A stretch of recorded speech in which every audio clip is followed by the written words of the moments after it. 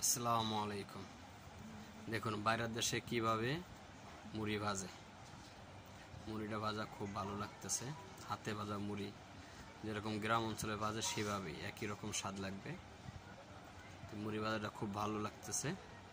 আপনাদের ভালো লাগলে একটা লাইক দিবেন, ফেসবুকে দেখলে ফলো করবেন, ইউটিউবে দেখলে সাবস্ক্রাইব করবেন এবং পাশে থাকার বেল আইকনটা বাজাই দিবেন। সবাই ভালো থাকবেন।